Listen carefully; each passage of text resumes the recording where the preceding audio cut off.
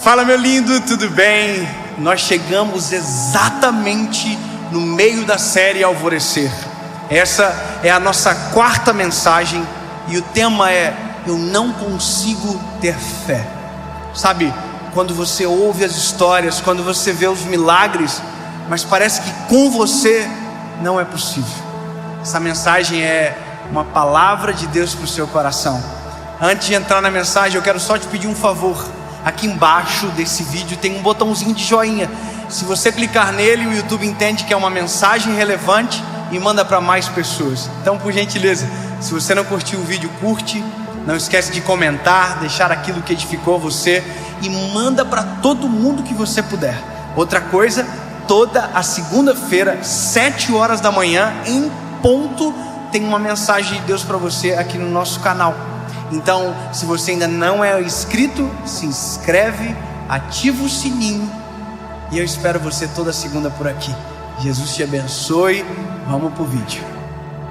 Jó, capítulo de número 3, versículo de número 11. Porque eu não morri desde o ventre da minha mãe, e saindo do ventre da mãe, porque eu não parei de respirar. Sabe, você só compreende a profundidade do desabafo de Jó quando você lê a história de Jó. Sabe, a ponto de dizer: olha, eu preferia ter morrido antes de nascer, eu não queria ter vivido absolutamente nada dessa vida absurda que eu estou vivendo agora. Sabe, é uma sensação de apanhei tanto que eu não gostaria nem de ter vivido. Sabe, é uma hora onde as pessoas desistem, né? Tem gente que diz: eu já chorei tanto que o pote de lágrimas secou. Você já viu isso? E é onde a gente ouve a seguinte frase: eu não consigo mais acreditar em nada. Eu não consigo mais acreditar que existe um Deus no céu que se importa. Eu não consigo acreditar que Jesus realmente existiu. Sabe, eu não consigo acreditar nesses milagres, nessas histórias. Eu não consigo mais acreditar. É quando a gente perde a fé. E é possível a gente perder a fé em tudo. A gente pode perder a fé no ser humano, a gente pode perder a fé em nós. Mas a pior coisa do ser humano é quando ele perde a fé em Deus. Porque Deus sempre vai ser a primeira, mas também a última instância. Sabe, quando você não tem mais a última instância e você perdeu nas primeiras, ali parece que, sabe, acabou. Eu acho interessante quando um ateu explica a fé do cristão. E o ateu, ele é brilhante em explicar a fé. Ele vai dizer: é porque o cristão precisa de uma esperança.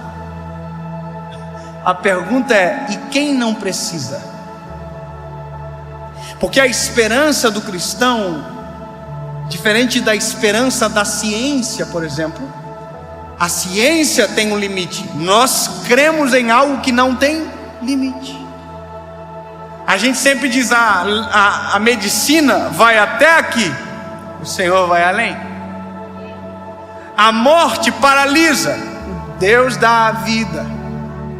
Sabe, aonde não existe uma saída, nós que cremos em Jesus acreditamos em um novo ciclo. Nós acreditamos num milagre. E até quem não acredita, quando chega na última instância, faz um esforço para acreditar. Quantas vezes eu já fui visitar pessoas que estavam morrendo de alguma doença terminal e que nunca creram em Jesus, mas chegaram na última instância, a última coisa que restou foi crer. Só que veja, o mesmo motivo que faz alguém crer também pode fazer o outro deixar de acreditar. Quando você olha para a história de Jó, o mesmo motivo que poderia fazer alguém crer, naquele momento talvez quis fazer ele deixar de acreditar. E quando a gente olha para a nossa geração, e eu digo para a minha geração, eu encontro uma dificuldade de crer muito maior. Sabe, porque agora nos foi passado a impressão que a gente controla muito melhor a nossa vida. Nossa expectativa de vida mudou, por exemplo. O homem, a expectativa dele tem subido de maneira drástica. A medicina tem entrado na história de uma maneira muito extraordinária. Sabe o que eu descobri esses dias? Eu quero muito ter uma menina. Nós vamos orar sobre isso. Eu e a Paulinha, a gente queria que o nosso terceiro filho fosse uma menina. A gente tem esse desejo. A gente descobriu que se eu quiser que seja uma menina, eu consigo fazer que seja. Basta eu fazer a inseminação manipulada pelo médico, que vai colocar lá, eu não sei explicar o termo científico, mas vai nascer uma menina por conta de uma manipulação na genética. Só que eu não quero isso para mim, porque à medida que eu tenho controle, eu descubro que não ter o controle é muito melhor. É muito melhor viver o sobrenatural de Deus do que o controle do homem. É muito melhor daqui a um ano eu olhar para você e dizer: eu orei, pedi para o Senhor uma menina e Deus ouviu a minha oração e me deu a menina que eu sonhei. Você entende? À medida que o mundo avança, ele tira a graça de nós. Ele vai tirando a possibilidade de milagres, obviamente que vai chegar o momento, e já chegou, onde a medicina não vai passar, onde a ciência não vai passar, aonde nada vai passar, e aí Deus vai entrar.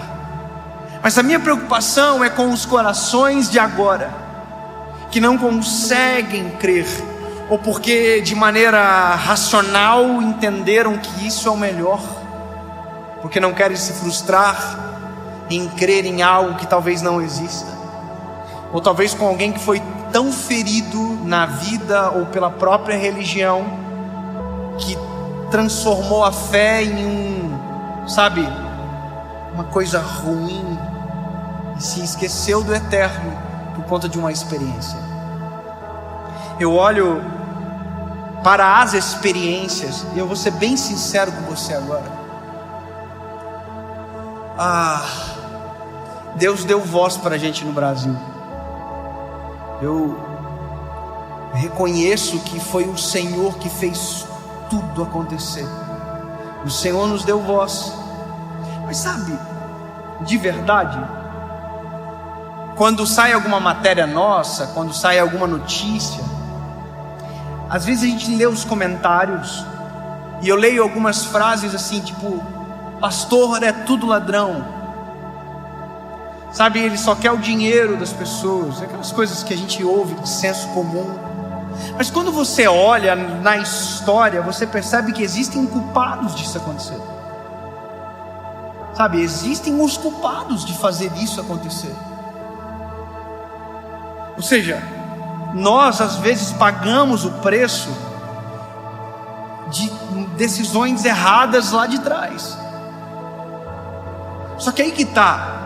O problema não é comigo.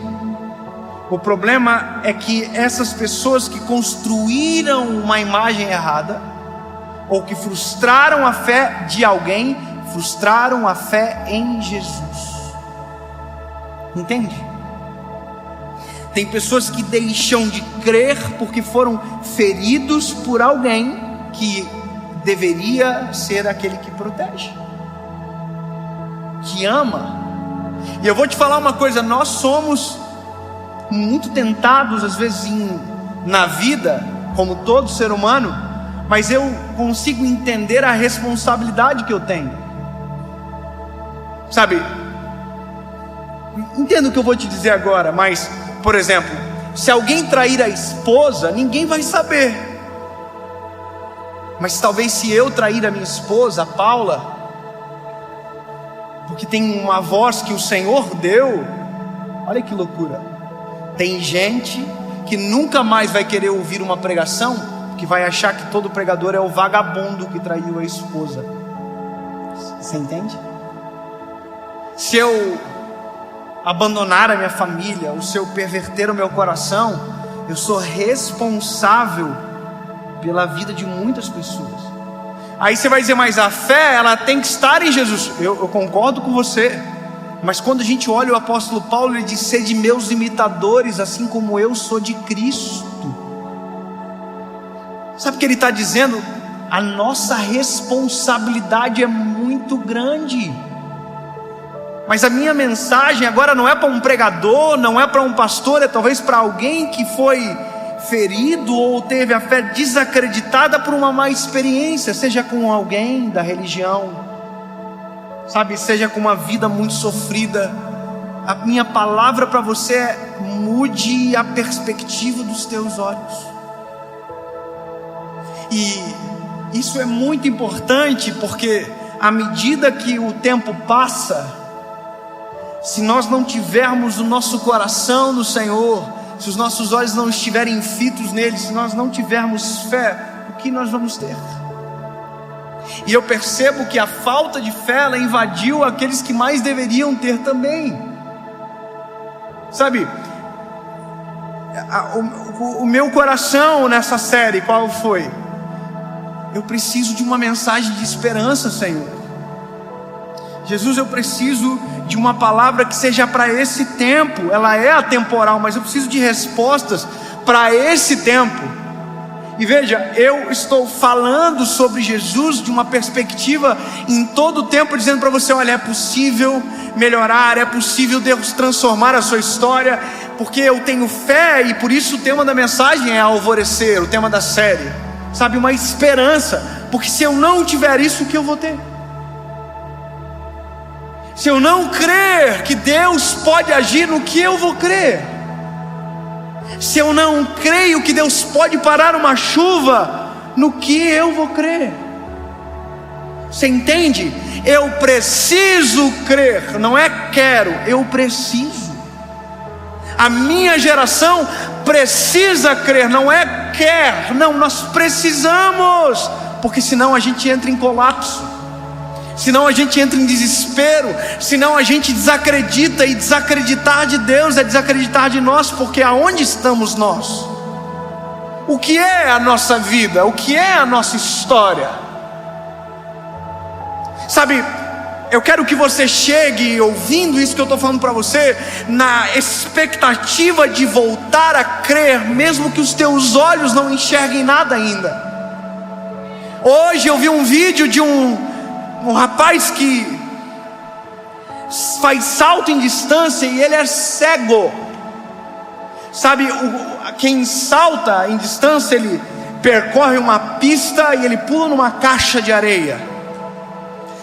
O que me doeu o coração é porque o cego, um atleta profissional, sem ver, ele correu e ele mudou o ângulo. Sem perceber, ele mudou o ângulo da corrida dele. E ele pulou metros de distância e caiu fora da caixa de areia. Caiu no chão duro, com a bunda no chão.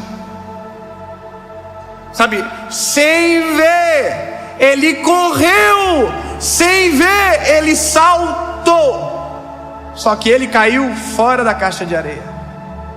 Crer é sem ver, sem enxergar, correr e pular, crendo que o Senhor me pegará no colo, crendo que o Senhor está no controle. É dar o passo sem ver o chão, é andar sem ver a estrada, mas saber que Deus está cuidando de todas as coisas. Isso é crer, é o firme fundamento no que os meus olhos não veem. É a fé. E se nós não tivermos fé, no que vamos acreditar? O mundo está em declínio. Se nós não tivermos fé, qual será a nossa esperança para amanhã? Qual é a esperança que eu tenho sobre o mundo para os meus filhos amanhã? Eu amo uma passagem onde o Jairo chega para Jesus e diz: Jesus, a minha filha está doente, para morrer em casa. O Senhor vai na minha casa e eu creio que o Senhor vai curá-la. Bom, Jesus diz: eu vou. Só que enquanto Jesus está indo, uma mulher toca em Jesus, uma mulher que tem um fluxo de sangue. Jesus para e tal. E enquanto Jesus está operando esse milagre, chega uma notícia para Jairo: ô Jairo, não adianta mais o mestre ir. que ela morreu.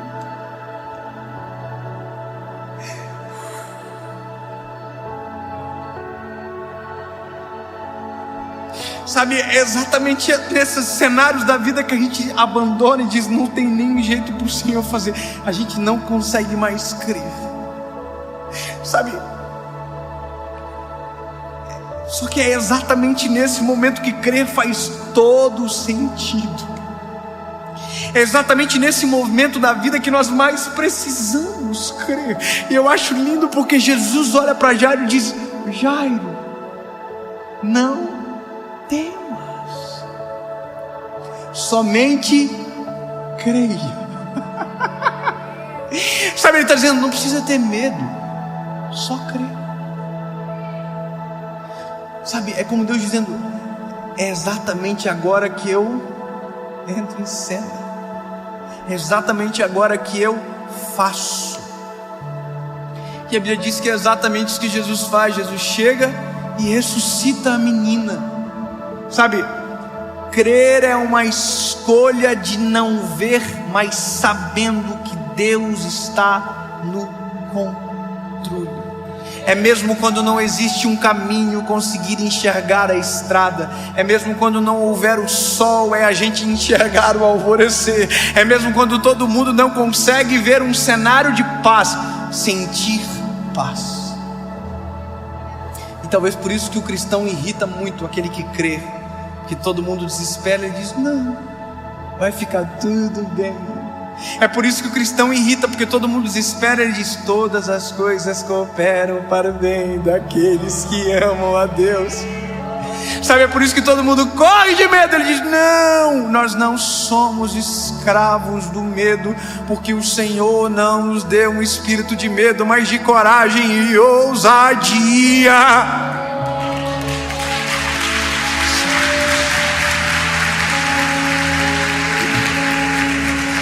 Sabe, crer é enxergar o que os olhos de ninguém pode contemplar.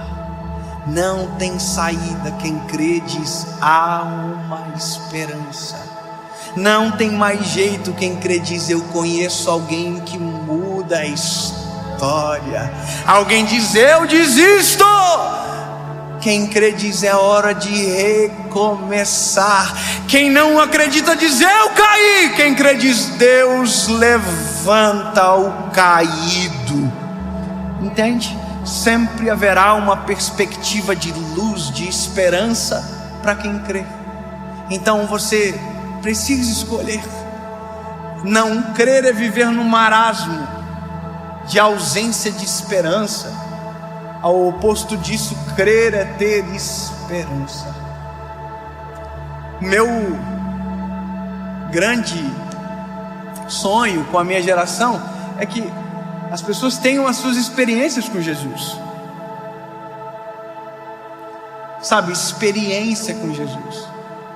Posso te falar um negócio?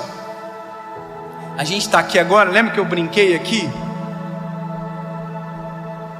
da chuva?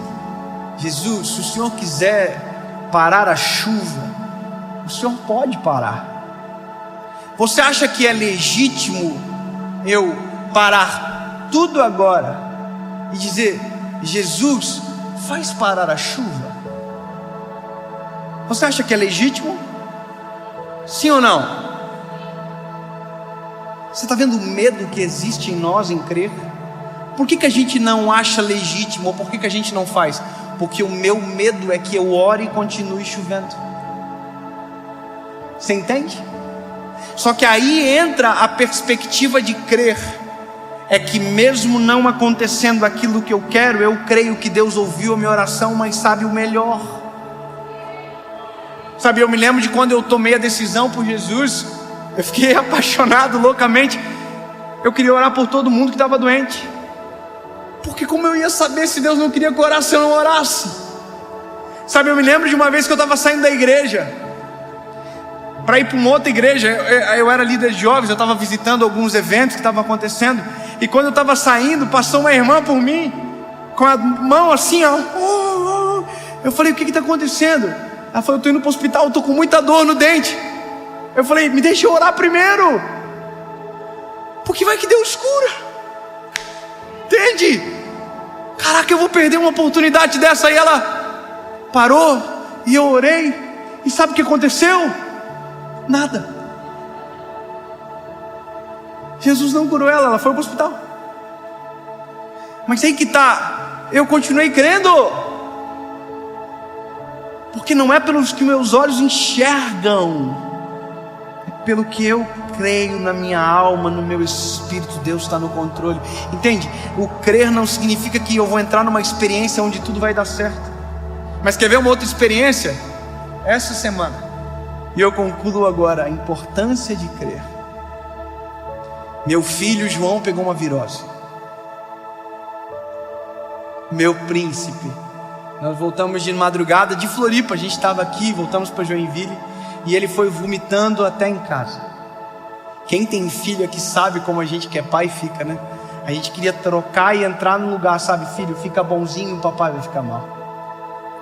Sabe, eu parava o carro, ele vomitava. No dia seguinte, na manhã seguinte, ele vomitou.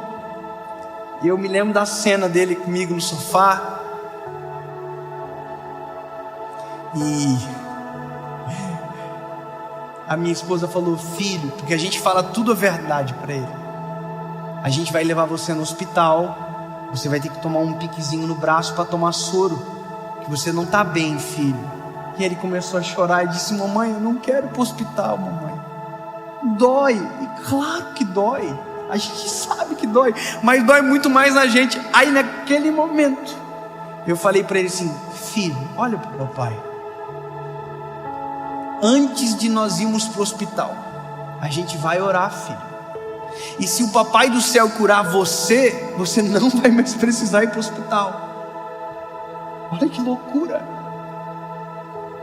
Então, filho, nós vamos orar. Se o papai do céu curar você agora, não precisa mais ir. Vamos orar, filho? E meu filho falou: daí não vai precisar ir para o hospital.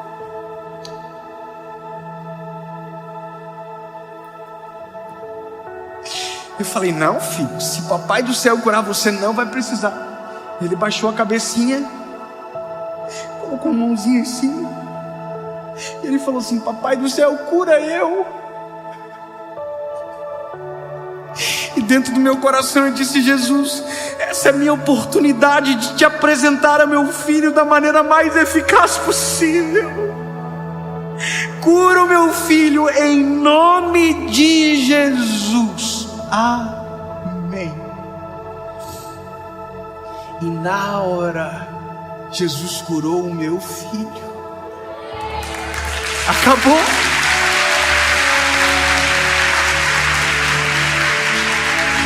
E aí você vai dizer: eu não creio. É isso que eu estou falando. O crer faz a diferença. Sabe, eu pedi para minha esposa: amor, traz uma banana para o João. Ele: tá bom. Aí o mano olhou para mim: eu não vou mais precisar ir para o hospital, papai. Não vai. E ele comeu a banana e acabou.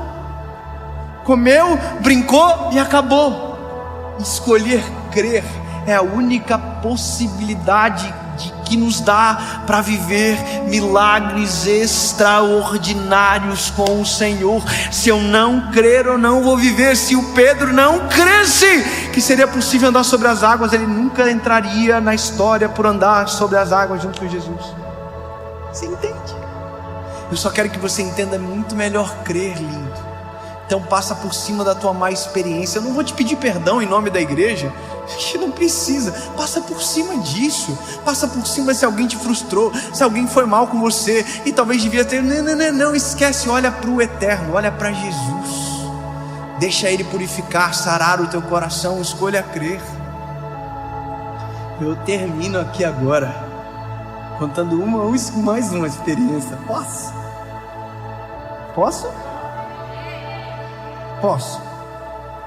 Porque, na verdade, o meu sonho é que você não baseie a tua fé na minha experiência, mas numa que Deus vai fazer você viver. Sabe? A sua caminhada.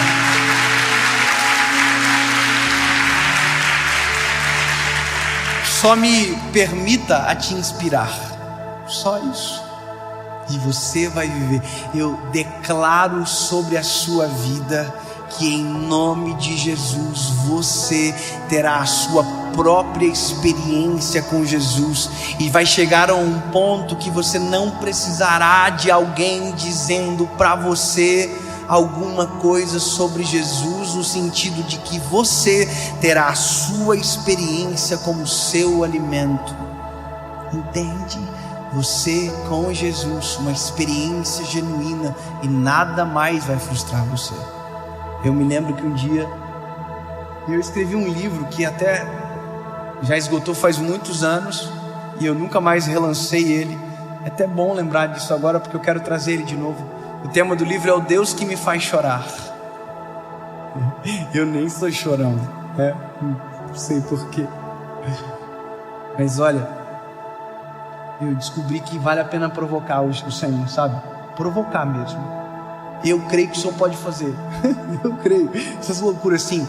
Vai, antes de tomar aspirina, Jesus, Senhor, tira esse dor de cabeça. Amém. Aí de repente vai, imagina, é muito mais gostoso, não é? Você tomou aspirina, passou, passou. Aí, mas você orou e passou, é outra, entendeu? Outra vibe. Irmão, um dia, eu tinha um crediário numa loja lá em Joinville, o Senhor já me libertou. Sabe, o crediário que te obriga a voltar na loja para pagar, aquilo é uma pegadinha terrível, irmão. Você entra na loja, o vendedor já fala assim: é um alvo, vamos gastar mais. E aí, irmão, eu tava indo para pagar o meu boletim e tal, o meu carrinho aqui. Você percebeu que parou de chover, né? Eu tava indo.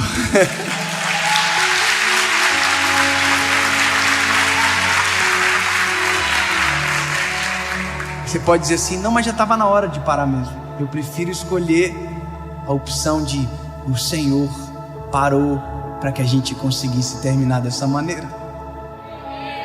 Só uma escolha de perspectiva, entende? Te amamos, Jesus. Obrigado, Senhor. Sempre vou escolher acreditar que o Senhor está fazendo e que nada é o acaso e tudo são as tuas mãos. Obrigado, Jesus. A gente provoca, mas já viu ser provocado pelo Senhor como é uma coisa muito doida. Eu oro para que você viva isso. Um dia eu estava lá, indo pagar o boletim do meu carro, e aí tinha uma vaga de estacionamento que ficava na frente da loja que eu ia pagar a conta. E quando eu passei, a vaga estava preenchida, e aí eu ia ter que ir para um estacionamento pago, que era um pouquinho mais longe e tal, mas que era caminho. E eu reclamei comigo assim: puxa vida, a vaga estava preenchida. Aí, dentro do meu ser, ouvi uma voz dizendo: por que tu não me pede as coisas simples da vida também?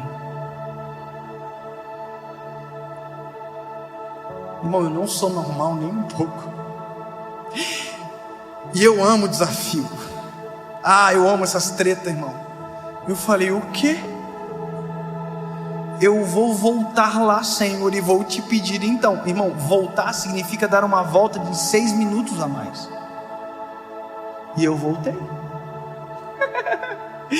Tenho isso medo, irmão. Porque agora era a voz dentro de mim em jogo, além da minha fé. Voltei. No comecinho da rua falei: bom, o Senhor falou comigo. Se o Senhor achou que eu não ia vir, o Senhor se enganou, porque eu vim. Então eu quero, Senhor, aquela vaga na frente da loja. Amém. Descansei. Estou chegando na frente da loja, tinha um carro na frente da vaga, na vaga. Aí eu já estou aqui já. O carro deu pisca, saiu da vaga e eu entrei. Entrei, só que aí que tá, essa é a coisa mais gostosa do mundo. Quem disse que eu consigo sair do carro para pagar o boleto agora? Mãe, eu tô no carro, aleluia, chorando, falando em línguas, aleluia, igual maluco, irmão. Entrei para pagar a conta com os olhinhos tudo vermelho, tanto de chorar. Aí voltei para casa, cheguei para minha esposa, falei: amor, tu não acredita o que aconteceu? O Senhor fez isso comigo. Eu voltei e pedi a vaga, Deus me deu a vaga, eu entrei na vaga, pegou a vaga, top a vaga. Minha esposa gravou para usar contra mim no ambiente necessário de novo. No outro mês, Eu tô voltando na mesma loja. Quando eu entro na rua, minha esposa fala, pega na minha perna assim, ó. Eu não quero ir pro estacionamento, tá? Eu falei, não entendi. Vamos orar e pedir aquela vaga de novo. Eu quero viver a mesma coisa que você viveu. Aí, irmão, botei o Senhor na parede na hora. Falei, ó, Senhor, o Senhor fez comigo, tô com a gata aqui também agora. Deixa eu impressionar ela, Senhor. Sinceridade do coração, irmão. Se Deus não fizesse, Deus continuaria sendo Deus igual. Eu continuo amando igual. Mas aí que tá, a gente só sabe quando crê, quando provoca. Entendeu? Vamos orar então, amor, ora aí. Jesus, a gente quer aquela vaga, Senhor, na frente. Tá chovendo muito, a Paulinha tá com chapinha. Verdade, tudo isso é verdade. Ela tava com chapinha, não queria andar na rua. Jesus, a chapinha da irmã, o senhor sabe, top, linda, chovendo. A vaga, pedimos a vaga exatamente igual. Chegamos na frente, a mesma cena. Tinha um carro, deu pisca, saiu, nós entramos. Pensa que delícia que foi dentro daquele carro. Eu e ela segurando um na mão do outro, dizendo, Jesus, tu ouve nossa oração. Jesus, tu és fiel. Jesus, obrigado por, entendeu? Escolher crer nos proporciona experiências muito mais extraordinárias do que não crer.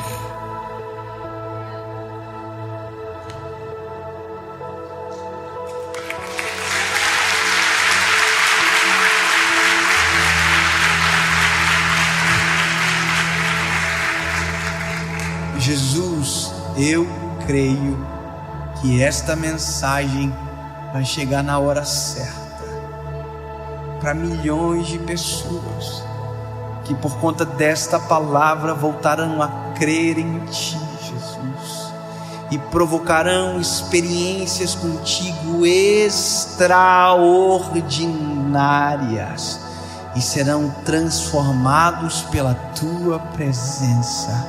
Jesus, nós cremos em Ti. Tu és o nosso amado. E não importa o cenário, não importa a crise, Tu és e sempre será o nosso Deus. Nós cremos e bem-aventurados somos, porque mesmo não o vendo, cremos. Te amamos, Jesus. Que a nossa experiência contigo, que a nossa jornada de fé seja brilhante, que os nossos filhos e netos sentem numa sala um dia só para ouvir as nossas experiências contigo. Existe a opção de contar a experiência de alguém, mas nós escolhemos viver a nossa própria história contigo, em nome de Jesus. Amém.